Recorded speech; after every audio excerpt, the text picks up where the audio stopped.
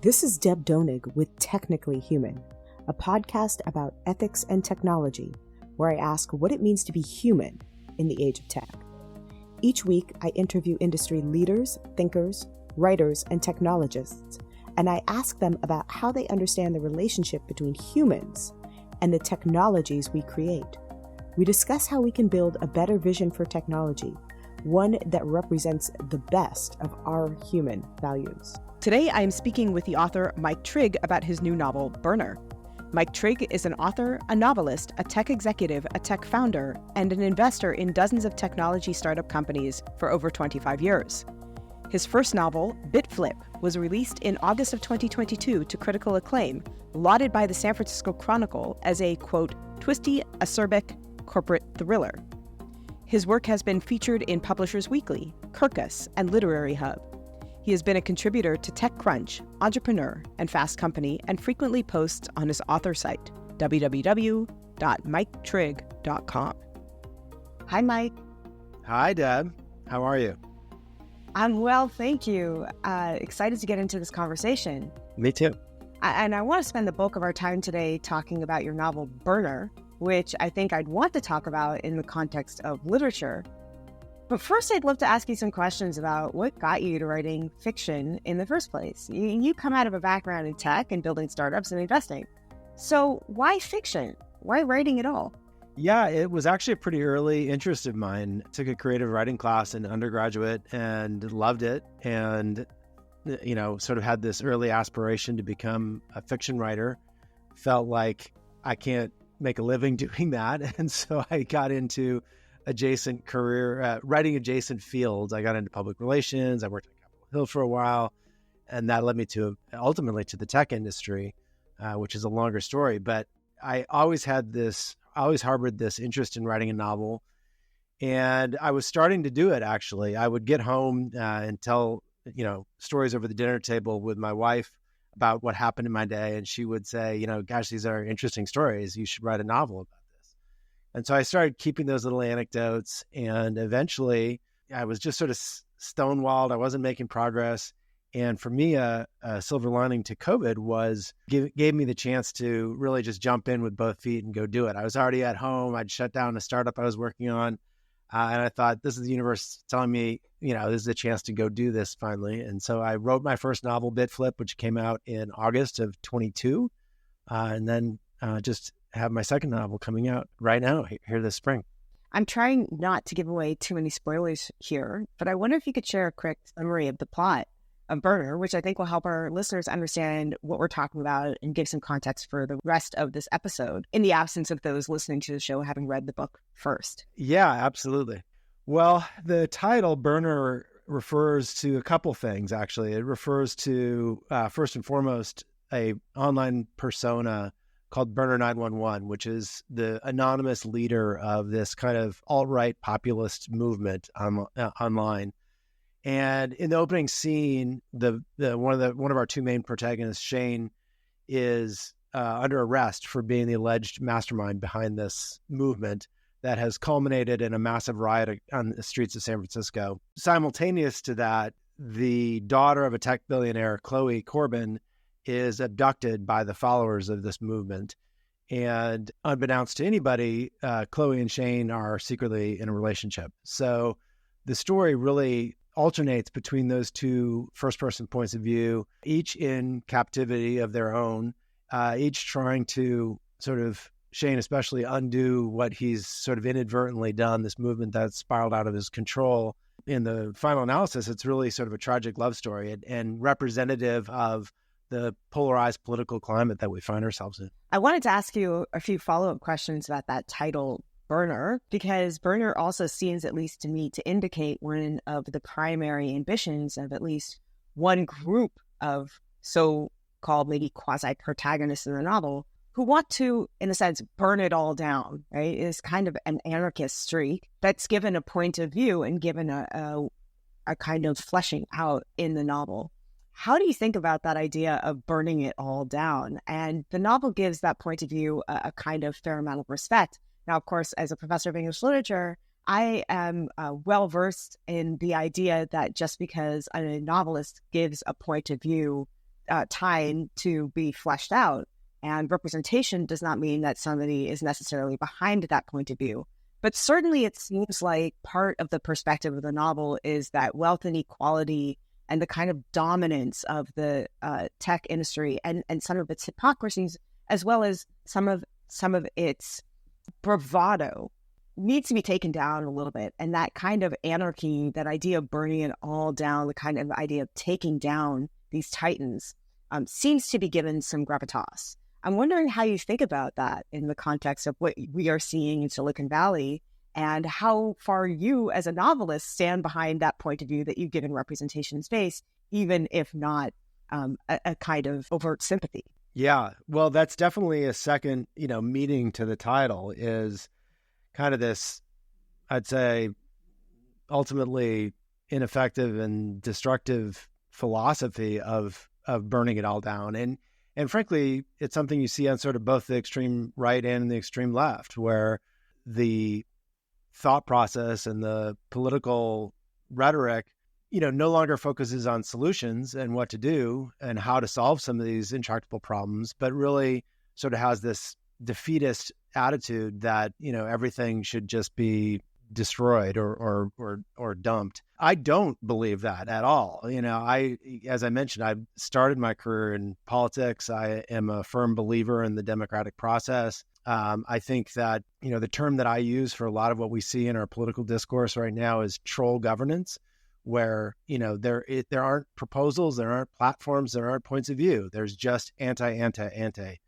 And I find that is very pernicious and very detrimental to doing what needs to be done in a democracy, which is find common ground and compromise on proposals that'll move our government and our country and our society forward. Well, I want to dig in a little bit further into that question, because the politics of the book are worth discussing.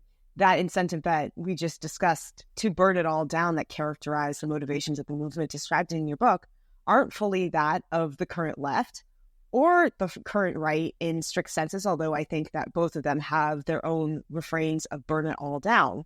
But rather, the politics of the books seem to bear features of both of those things: the conspiracy theorism of the Donald Trump right, the anger at wealth equality of the Bernie Sanders left, and the free speech absolutism and somebody like an Elon Musk, who sometimes seems to be an extremist on both sides. How would you describe the politics of the book? Yeah, I think I wanted to try to write something from the center. There are definitely a few passages that were hard for me to write and are probably going to be hard for the reader to read, because they represent at times extremes and illogical manifestations of beliefs and feelings. But there's kind of an arc to the philosophy of this movement, and this is sort of a big undercurrent of the story, where Shane, the protagonist, sort of starts out, going down this path that's sort of been well documented, kind of red pilling is the phrase you often hear for it, where, thanks to algorithms recommending, next piece of content, trying to keep a user hooked and online, sort of becomes extreme in his ideology, gets a following based on that. And that following ends up sort of taking the movement away from him, if you will. In other words, Shane himself doesn't necessarily have a really strong political agenda. He, if anything, is a little bit self-serving, a little bit egotistical. He's doing this movement really to gain agency that he lacks in his real life. And the oh no moment, sorry, trying to keep it G-rated here, or PG-rated, is when his actions have led to the abduction of the woman he loves.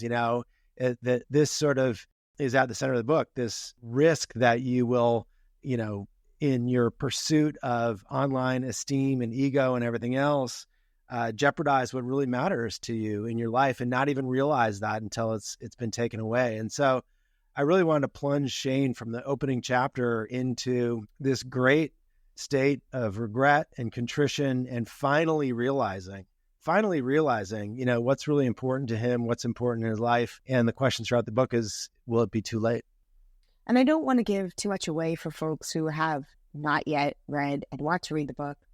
or step away too far from an audience who has not read the book and is still trying to follow along this conversation. But I think one of the major themes in the book is how the kind of big economic, political forces in a culture interact with and then intercept and embed themselves within individual lives, right? You have the massive amounts of wealth inequality, movements around free speech, the politics of social media discourse online, and a massive kind of turn toward extremism and violent extremism intersecting with two particular small lives, that of Chloe and Shane, and the individuals who follow their movements. So how do you think about the kind of big H history and all of these large forces of politics, of economics, of culture intersecting with the small individual, small H histories, or the small lives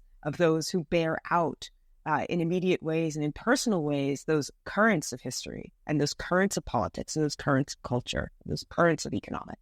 I think this is one of the most challenging elements of modern, political discourse, right? In many ways, what's happened with social media and the tools that are at everyone's fingertips today are incredibly empowering. We've seen really positive things in terms of the average person having a voice, being able to express their opinion, being able to truly exercise their rights of freedom of speech. And yet, at the same time, we've seen those platforms be exploited, manipulated, used to spread disinformation, misinformation, and worse, hate speech, etc. One of the true challenges is, how do you moderate that? You see, the internet is unlimited, and there's always some other platform to go to, and it is extremely difficult to prevent those exact forces, those negative attributes. And so I think we're moving towards some very, sort of a very important next generation of online discourse. If the last 20 plus years was really about, as I said, giving the average person a voice, I do think we're moving to a period of time where we're going to have to reestablish trust and truth so that we don't sort of throw in the towel and say, gosh, I can't believe anything I see or read anymore, even accelerated now with generative AI technologies and everything else, but instead let the good of that platform and the power of that come through so that we can be better informed, be trusting in the information that we're getting, that it's truthful, that it's accurate. And I don't have answers on all those things, but I think those are really important points to grapple with. And that was a big theme of the book. Another way I think of casting that question is to notice that many of the kind of big political, cultural, economic questions in the novel take place in Silicon Valley. That is the context for both of us. We as individuals, inside of that milieu, watching these large historical forces as undercurrents to our own lives. And as we were chatting before the show, I think you mentioned that you're in Portola Valley. I grew up in the same area, and you were saying that your son is just graduating high school on his way to college. My guess is that he probably went to the same Mellow Atherton High School that I went to as well. So go Bears. Go Bears, indeed. And so I guess I was wondering, or if you could talk a little bit about what you were seeing in Silicon Valley, broadly speaking, or in the context of your everyday life as an individual on a micro scale that led you to understand and portray, as you do, the cultural context of the novel. What were you seeing or noticing or understanding in your everyday surroundings and in your life in Silicon Valley and in this particular epicenter of tech culture that you wanted to sharpen or highlight in the novel and in the context of the novel's drama and the context of the novel's commentary and critique on politics and economics and ethics, indeed, and technological innovation? Absolutely. I mean, you're hitting on a key reason that I got into writing novels in the first place. I mean, I spent 20 plus years in the tech industry, including at a major social networking site, and did feel like, especially when I first started getting into this, that the criticism of the tech industry wasn't there. We were still, at that time, this was in kind of 2015, when I first started having aspirations to write a novel, everything was so celebratory of tech. It was like, you can't, making the world a better place was sort of the mantra of every tech company. And there were no negative externalities to the tech industry. And I think, the last decade or so has really started to shine a light on some of the negative aspects of the tech industry. My first book, BitFlip, I describe as a corporate thriller. And it is about, offers many of those cultural critiques about not just tech companies, but the Bay Area more generally, the culture around tech industry, and some of the challenging dynamics that I think a lot of people don't realize exist within startup companies that can sort of lead to bad behavior, structural challenges that can lead to bad behavior. And we see plenty of those. You saw FTX, you saw Theranos. There have been some really high profile examples of tech companies that have basically been completely fraudulent. I think with Burner, my lens was a little bit different. Definitely my lane as a writer is examining the impact of the tech industry on modern life. Both the novels that are set here in the Bay Area, both the novels are contemporary. Where I really want to delve into with Burner is social media's impact on that, and how both the good and the bad of that.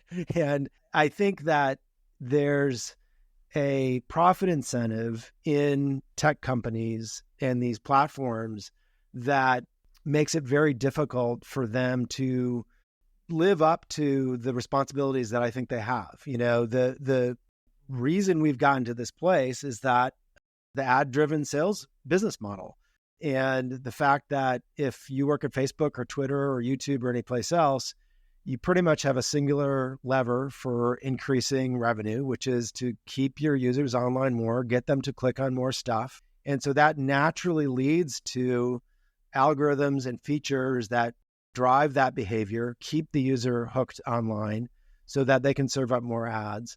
And for some individuals online, that can become these sort of rabbit holes where they get more and more sort of extreme. They view and consume content that only sort of validates and affirms their pre-existing beliefs and therefore sort of galvanizes those beliefs. And I think that, nobody in the tech industry on these social media platforms was really thinking about that. It was viewed as, oh, this is going to be great. People will get their media through their friends, and their friends will help guide them to what's useful and interesting. But there's definitely this huge negative side effect that has happened after the fact. A lot of platforms are still not doing a good job of moderating. They're getting criticized, of course, for censorship and all these sorts of things. And I think it's a real dilemma. I think it's a real challenge that we have to kind of figure out, or I think you'll see what we've already seen, which is increasing just distrust of the platforms themselves and the information that people are getting on those platforms. Well, I want to dig into this a little bit further because the book does really pivot around some questions about free speech, as well as the kind of counter argument about censorship. And the book specifically mentions the kind of key piece of legislation around which these questions orbit. That is Section 230, the 1996 law that has served as the basis for free speech claims by social media companies, a rationale for allowing oftentimes destructive speech or destructive speakers, such as Alex Jones, to be platformed by these companies without consequence. Since Section 230 prevents these companies online from being held legally liable for user content posted on their sites, of course. As a side, my cynical sense of this is that this Section 230 provision provides a kind of permission structure for companies to not have to do the work of content moderation in any other way than that which they choose to do voluntarily, or that which they potentially view as harmful to their revenue or advertising capacities, or that which is otherwise illegal, such as speech that directly induces or calls for specific forms of violence against specific individuals. Of course, the work of content moderation is very difficult. It's very costly. It's very time-consuming. It slows down the shipping of products. So it is in these companies, I think, best financial interests to not have to wade into the muddy waters of content moderation, in addition to not only potential revenue loss, but also potential angering of, important political figures who tend to be very vindictive, who will not on this podcast be named. So How does Berner's narrative think about or assess the validity of a provision such as Section 230 or the kinds of arguments or counter arguments around this kind of free speech specter? Now, of course, these are private companies. I like to think of Section 230's claims as a kind of cipher or a false red herring, because, of course, private companies are allowed to decide what or who they want to platform on their social media environments as much or as little as they want. But this is, of course, a very convenient way out of having to make those claims, political claims. Again, what's your take on this? What is your thought process around these questions of free speech? It's a thorny one. I agree with you completely. I would not present myself as by any means a legislative expert, but I do think that Section 230 has been something that many social media companies have hidden behind. At some level, you're absolutely right, because there is a profit incentive. There's a user who's driving a lot of views, driving a lot of clicks. They kind of want that content on their platform. That is an inherent dilemma that a lot of the big social media platforms find themselves in. I am actually, and I say this from firsthand experience, a firm believer in verification, identity, et cetera. I think that establishing trust on a platform and safety on a platform, so to use that term broadly in every sense of it, is critical to the user's enjoyment of that platform. And I think there was kind of an interesting little case study in that in the site Reddit.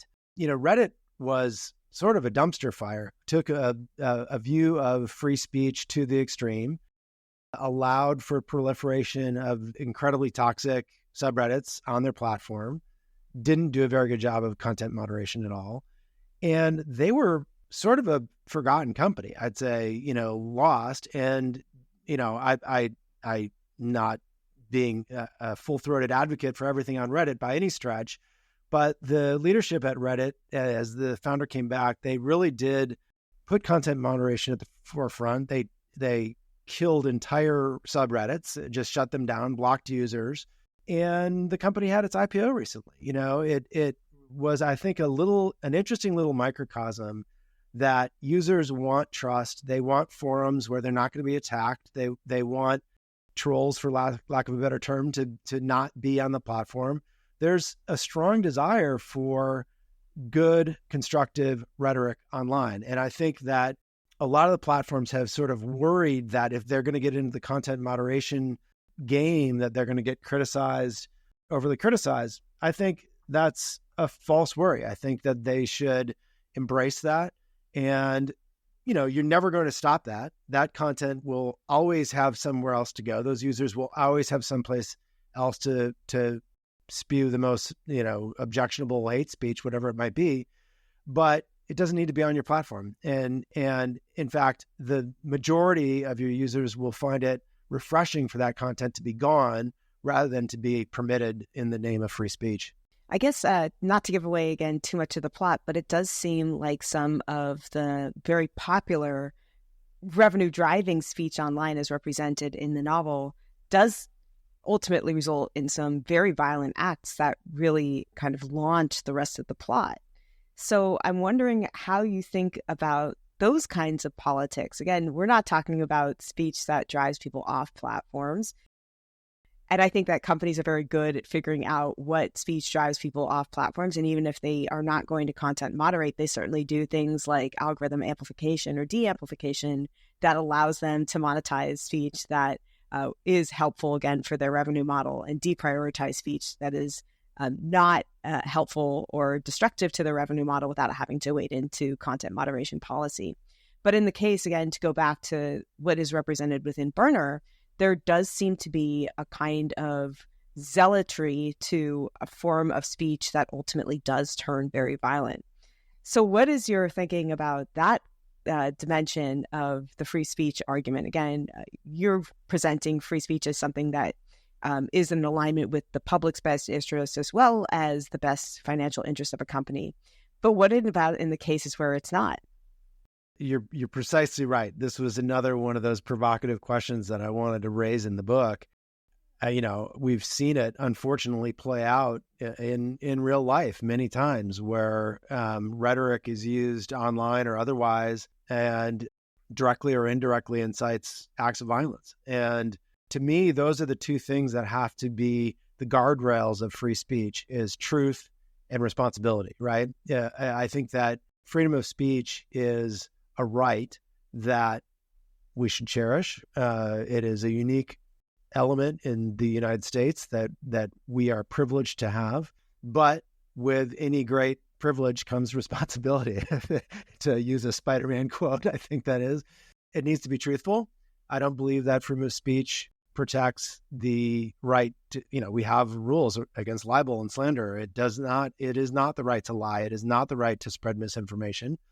And similarly, there's great responsibility to it. I think if the rhetoric and speech that you are espousing or advocating or sharing has the potential to incite violence, and the potential to incite hate crimes, et cetera, I do not believe that's protected. And so I think that is, again, where we're evolving in our online communications and culture is towards those things. And that's, I touched on this point just a little bit ago around verification and validity, right? So one of the big things that I found in the social media platform that I worked on, which was a site called High Five, is that users become much less toxic when they are their real selves. One of the secrets, there used to be dozens and dozens of social media platforms, MySpace and Bebo and Orkut and on down the list, Friendster, et cetera. And one of the main reasons that Facebook on the consumer side, LinkedIn on the business side, sort of broke away from the pack is that they established a culture of using your real name, using your real identity, and therefore that mere fact reduced, the hate speech, reduced the toxicity of those online dialogues. Not a panacea by any stretch, but that for me was a real lesson in my personal experience where I saw, okay, if when you interact with somebody in real life, you have decorum. You have, usually, not always, but usually you moderate what you're saying a little bit because what you say and do reflects on you personally.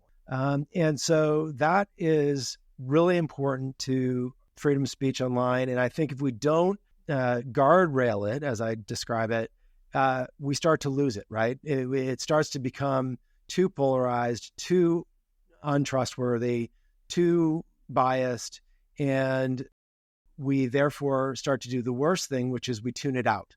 And I think that you have to have, again, with that great privilege comes great responsibility.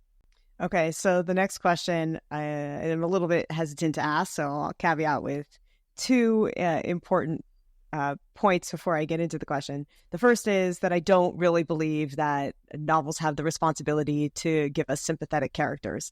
I'm not sure that it's the responsibility of an author to make us like the people of the book.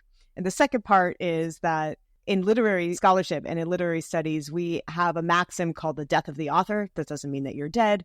You're very much alive. I'm looking at you. And as listeners are listening to this podcast, I can assure you that Mike Trigg is 100% alive. But the death of the author really refers to this idea that when we read a book, the intentions of the author or the biography of the author shouldn't matter to our evaluation of and our interpretation of the book. That is to say, things like authorial intention don't really matter. What an author meant to say is not important. What is important is what is in the book. What the author meant to have the novel mean is not as important as what the text in and of itself as a circumscribed, hermetically sealed body of art that we, the interpreters as readers, pick up.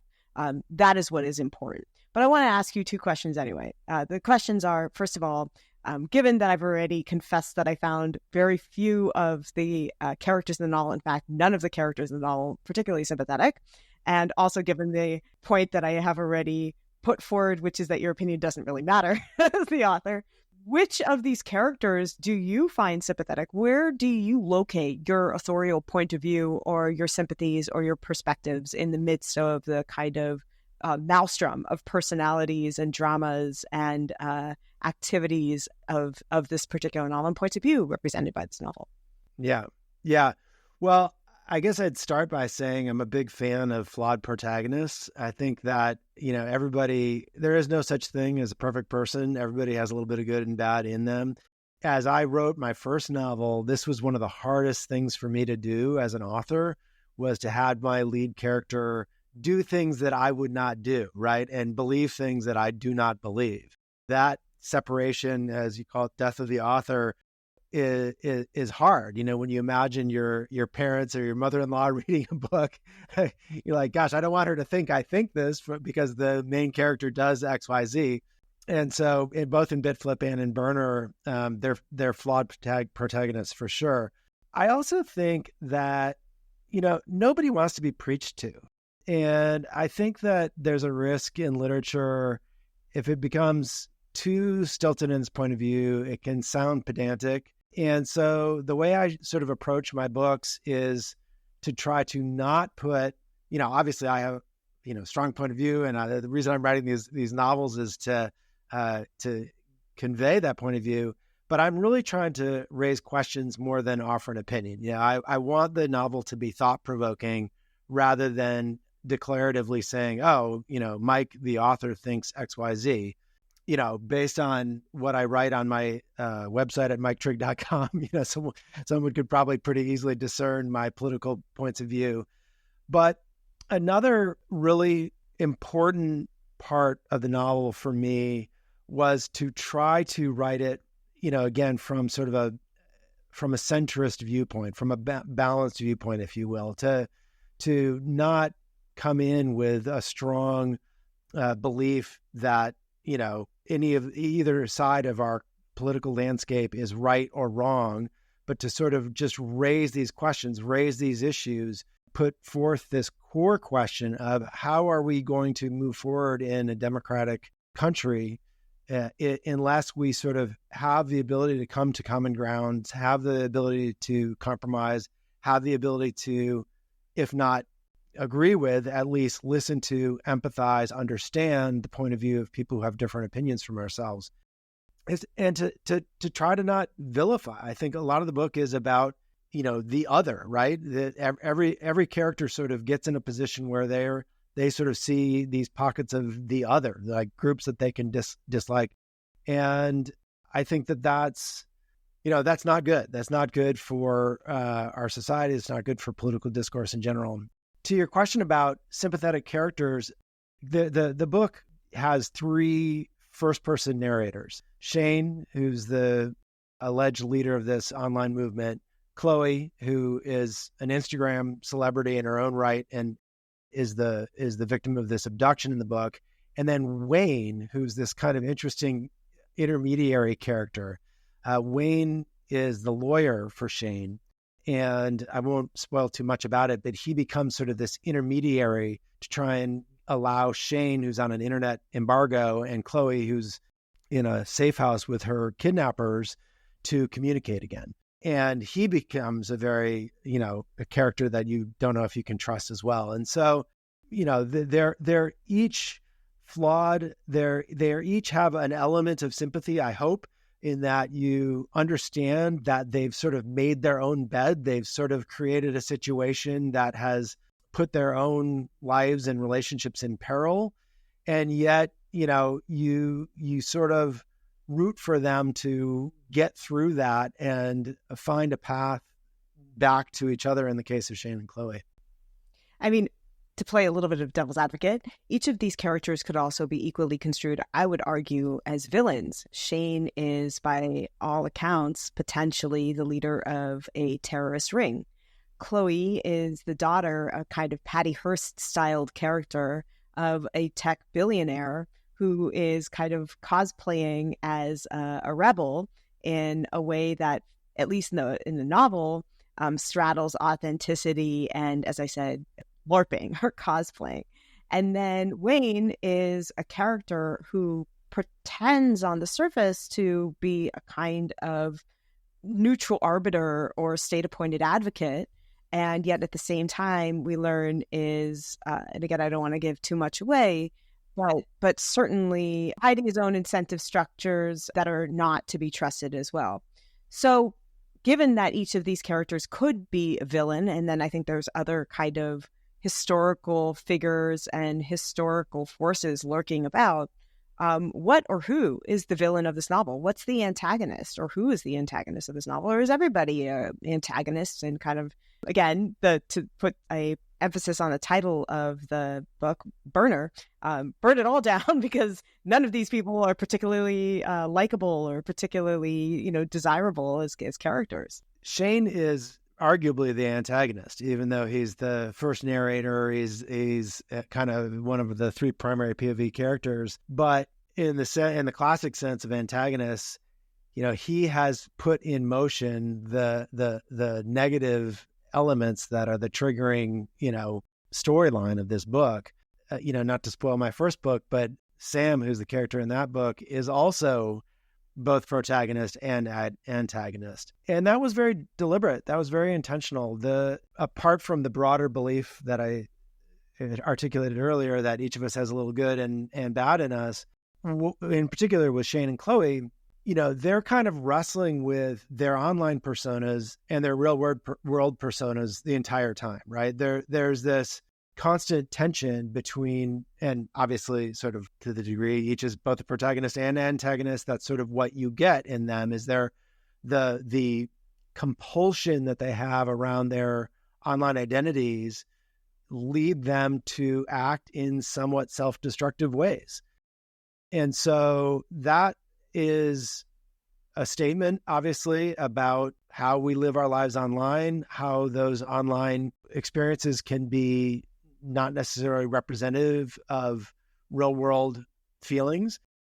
I think a lot of the mental health issues that have, been brought to light around social media are exactly that, where people are consuming these curated lives of friends of theirs, and that leads to this perception that they need to curate at the same pace and with the same inauthenticity about what their lives really are like.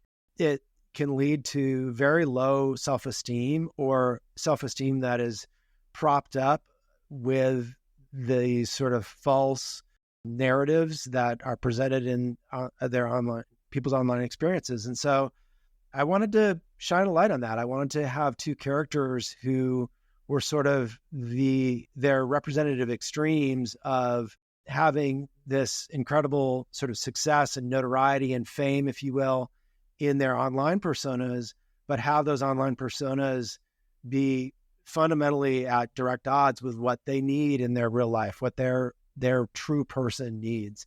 And that's where, again, I hope the reader can find sympathy in these characters, is that recognition that, they've sort of done this to themselves. They've made their own beds, and even as they start to recognize that, it's still hard for each of them to stop, to, rectify that situation and really get to what I believe is most meaningful in life, which is finding friends and partners and loved ones that you can share life's experiences with.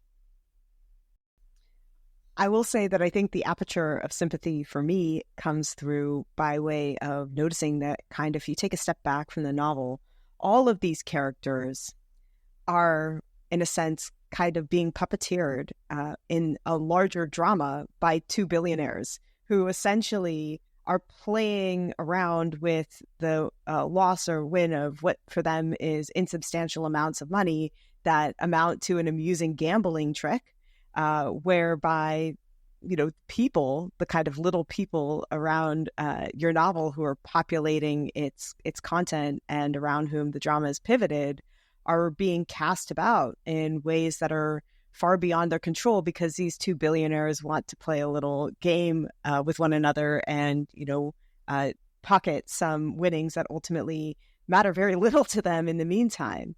So I guess this gets to some of the interplay between the big H history and the small h history in the novel, and the way that these individuals in a sense, are very limited in their ability to have much agency. And we see Shane, I think, and Chloe try and take up as much agency as they possibly can by way of trying to either burn things all down or, maybe move outside of the character cast in which they have been played to try and do that. But their agency just to me seems so limited in light of the larger game that's kind of carelessly being played around them. I wonder if you could comment on that dimension of the novel and the two billionaires who kind of play off of one another on the side of the novel, but who are really kind of pulling the strings of the novel writ large. Yeah, that was, again, obviously intentional part of the narrative is that there are these sort of forces that you start to understand as you read the book that are,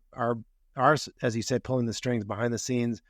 I didn't fully answer you asked earlier, sort of what is the sort of political ideology in this, and there is an intentional arc in the posts from this anonymous sort of QAnon type person, which is Shane, the Burner 911 persona, and it sort of starts with that sort of more right-leaning rhetoric, but he actually does find common ground with Chloe around this objection to wealth inequality, right? And the movement in some ways, again, I'm sort of choosing my words carefully because I don't want to give away all the twists and turns, but, there is this sort of alignment that happens, common ground, if you will, that these two people, Shane and Chloe, who come from sort of optically opposite ends of the political spectrum, right, come to collaborate, come to share this sort of common beliefs. And you're precisely right. Both are effectively sort of victims of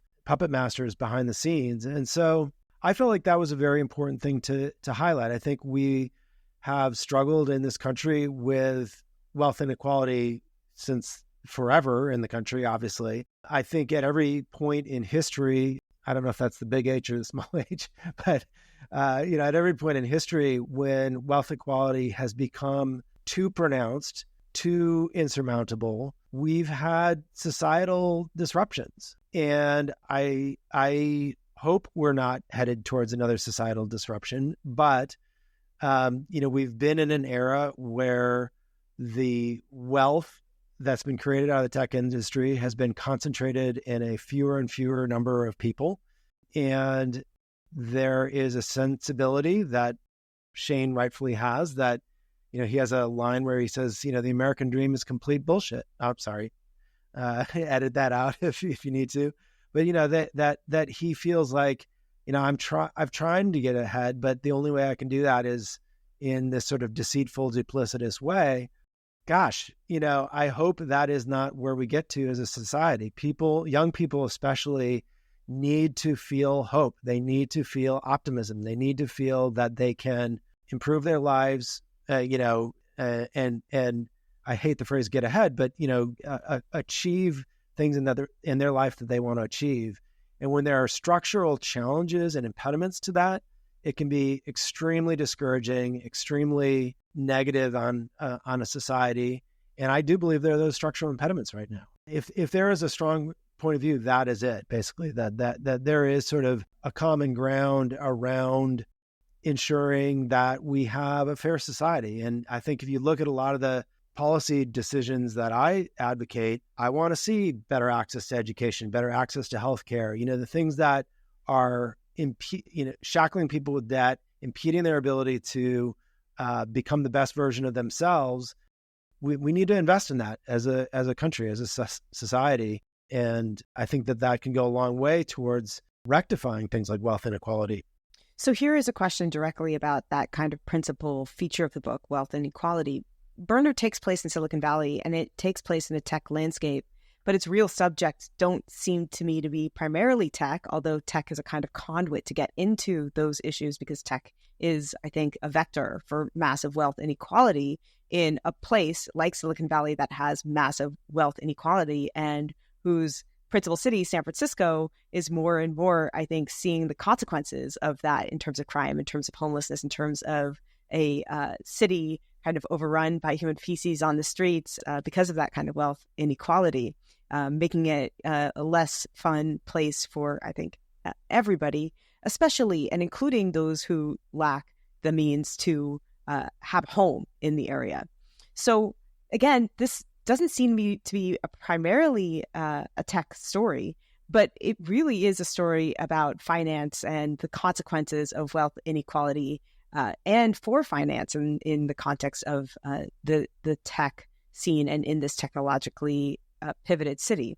So is this a story about tech and about Silicon Valley specifically, or is this a story about the pernicious nature of greed and finance independent of any particular industry? Could Berner, for example, take place in a Lehman Brothers setting in New York or in the stock market zealotry of the 1920s? Or is there something specifically modern and current and tech about this novel?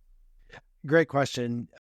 Lot to unpack there, so let me try. So I think first of all, the distinction between sort of the financial services space and the technology space is pretty blurry, right? If you look at what has made the tech industry what it is today, there's a whole integrated ecosystem of financial services entities, starting with venture capital, through investment banking, through NASDAQ stock exchange, et cetera, that propel startup companies through those different phases, that are the propellant, the accelerator, the fuel that makes the tech industry possible.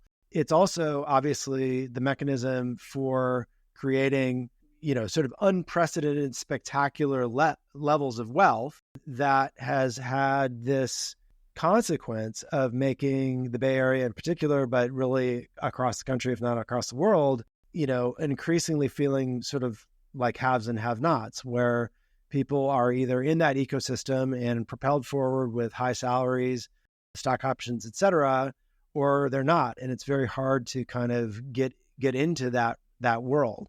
But financially, those mechanisms have been in place since the birth of the tech industry, and the two industries are very deeply intertwined. For me, one of the things, and this I'm dating myself a little bit, when I graduated from undergrad in the early 90s, tech industry didn't exist really in its current form. Then it was semiconductors and computers. It wasn't the internet yet. And, the prevailing wisdom, although I would have probably dismissed this if I'd put it so bluntly at the time, was that if you went into Wall Street, you were sort of greedy and you were going to get the money, but that tech was making the world a better place and you could make money, right? And I think there's kind of this underlying hypocrisy a little bit that's been at the root of the tech industry, which is this belief that we're not greedy, right? That we're not sort of in it to make money. And I think that as each sort of subsequent generation of entrepreneurs have come to the Bay Area to pursue careers in tech, that ambition, that financial ambition, has become a little bit more, I think, exposed and raw. You see some of the industries, in cryptocurrency or Web 3.0, things that are, the NFT craze that sort of fell by the wayside. But some of these things where you just can't really look at that technology or that industry and say that it's there for anything else besides the creation of wealth for the very few number of individuals that are involved in it. Now, I have been in the tech industry. I think the tech industry has been a wonderful thing for our economy.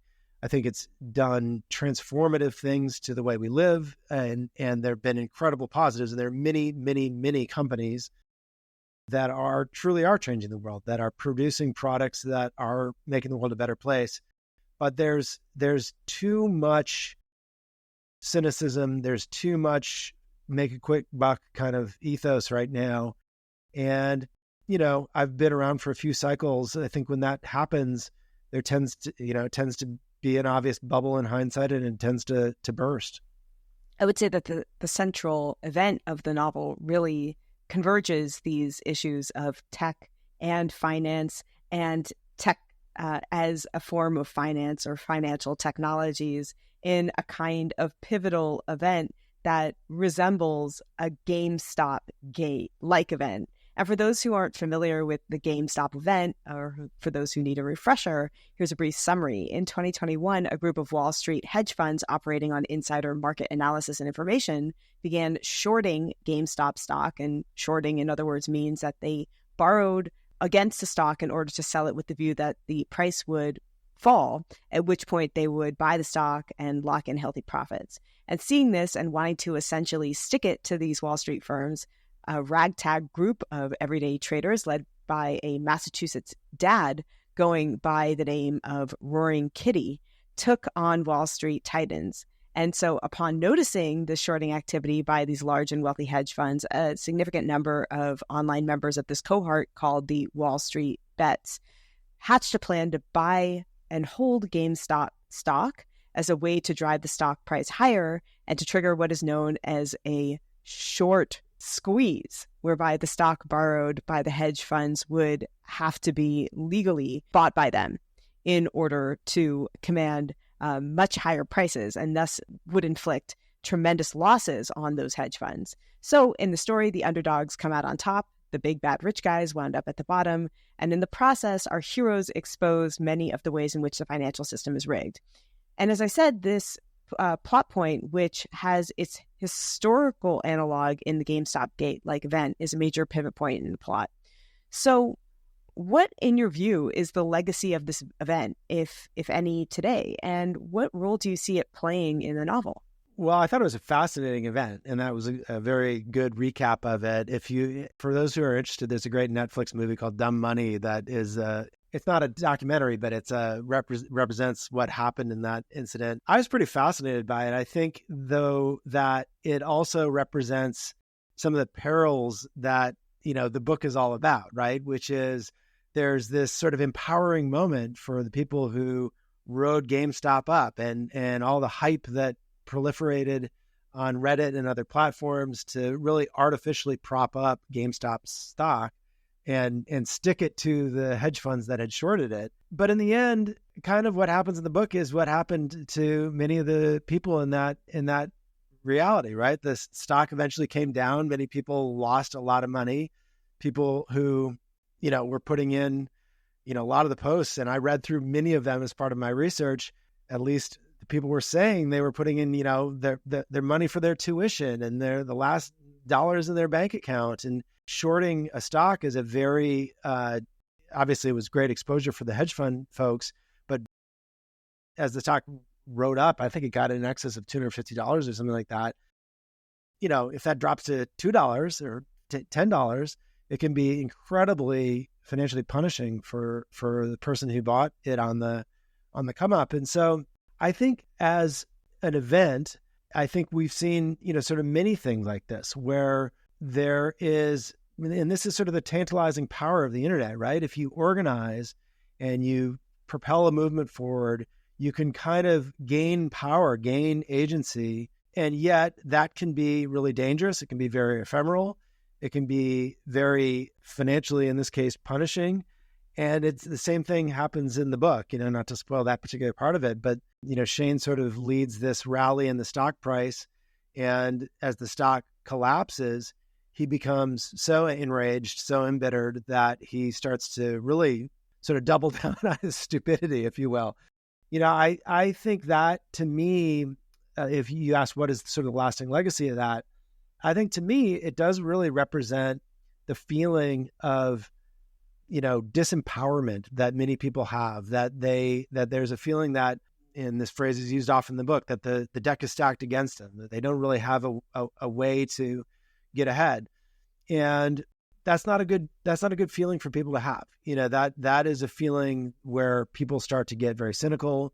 They start to act in, I don't want to say irrational ways, because in some ways it might be rational, but start to sort of adopt sort of almost a mob mentality, right? And that can lead you to a really bad place, right? Both individually and societally. Right. If there's no way out and the deck is stacked, why not burn it all right to the ground? Correct. And that's, back to a point I made earlier in the broadcast, that to me is the responsibility of government. The responsibility of government is to enable its citizens to be prosperous, right? I mean, that is to have the freedoms, to have the education, healthcare, all the things that we touched on that increasingly are human rights. And I think that is where, I hope we can make progress on those issues so that we don't get to a point where so many people feel disenfranchised, feel like they have no chance to get ahead, look around on social media, feel like everybody else is getting ahead. Why aren't I getting ahead? And then feel more and more sort of willing to act in ways that are destructive, potentially illegal, et cetera, because they feel like they have no other choice.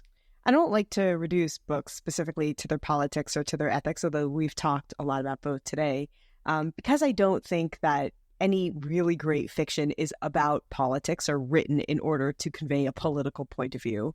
And I also don't think that any book of fiction tries to overtly or consciously make a moral point, unless that piece of fiction is overtly tempting some form of didacticism. And if it is doing that, it's probably less good than one that principally cares about carefully and thoughtfully imagining its imaginary people and presenting a fair similitude of an imaginary world.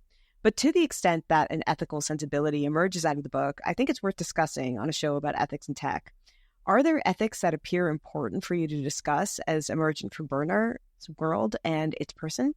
If there's sort of a moral to the story, I guess it's like be good to other people. I know that sounds so trite and kind of overly simplistic in the context of an entire novel, but I think that's when I sort of step back and I look at what's going on societally, culturally, in mass media and social media, it's not very much be good to other people, and there is a reason for that. Back to social platforms and the unintended consequences of those platforms. I think I use this exact line in the book, that hate is more activating than love. That unfortunately human brains are sort of wired to our amygdala to look for threats, to be, there's a reason that clickbait exists, things that are, oh my God, I can't believe that. If that inspires that reaction in you, you read it, you look at it, you click on it, right? And so those activating emotions are pulling society towards less tolerance, less discussion, less collaboration, less concessions, et cetera, and towards more polarization. And I think we've seen that happen for 20 years now. It's been a very pronounced and very frightening issue in our political landscape, I think, for most of us since the 2016 election, where we've really seen just how polarized we've become, where you sort of increasingly feel like you don't have a common base in reality of what you're thinking, what you're talking about with other people. And that's kind of the moral of the story. That it's a tragic story in that the characters sort of may learn that a little bit too late, but that golden rule of do unto others is, I think, core to a functioning society, core to effective and constructive online discourse and real world discourse and governance. And so I hope that through a cautionary tale, I can shine the light on the need for that. Of the many things that this novel is, it is also a love story between the two principal characters whose point of view the novel switches between.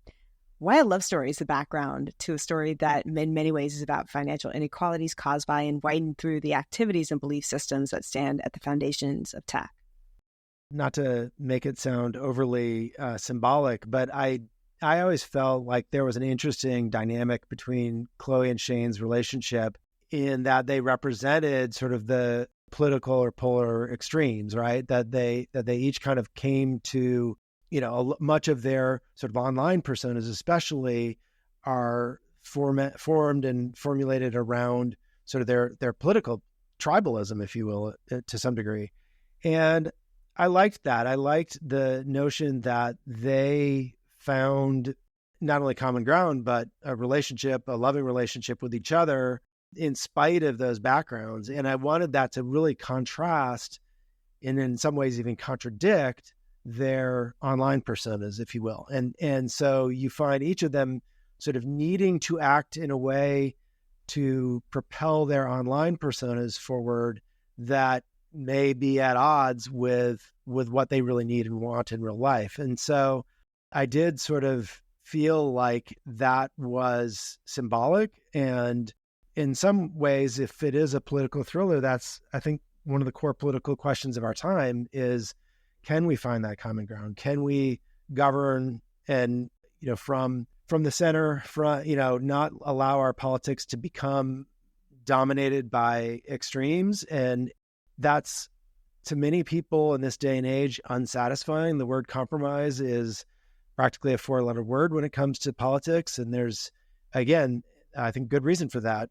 And if your concern as a politician or is fundraising and getting votes, fear activates people. And, so much of our rhetoric now has become very fear-based, talking about issues that 90% of the U.S. population can agree on, and enacting those policies, frankly, is boring. And in an age of short attention spans, it's just easier to, get people riled up with pithy sound bites that further polarize us rather than the hard work of finding common ground and enacting that. I think we have time for one last question.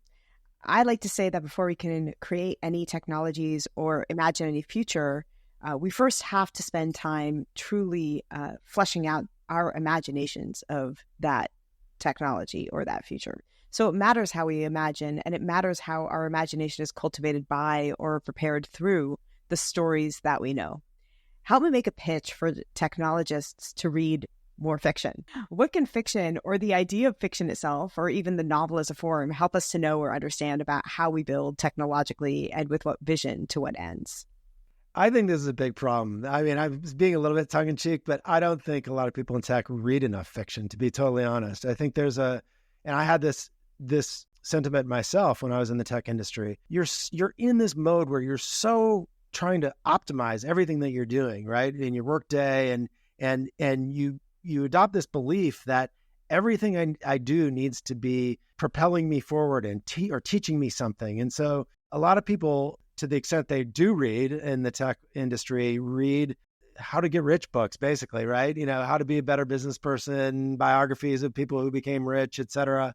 I don't think that that's helping them at all. I think what we need, we're at an inflection point, I believe, in the tech industry and to some degree society at large, where we need philosophy, for lack of a better term, right? We need to start to develop the non-quantitative skill sets, because we're getting into areas with generative AI and other kinds of things that have deep, deep ethical and moral questions to them. And if people in the tech industry who are making those decisions are ill-equipped to think through the consequences of what they're doing and the actions that they're having, that is bad. That's going to lead to suboptimal results. And so I think we're at a point where we need to be more philosophical. We need to be more thoughtful about what it is we're doing, what society we want, and how the actions we're taking today are leading to or discouraging that future. Thank you very much, Mike. Thank you so much, Deb. I really enjoyed our discussion.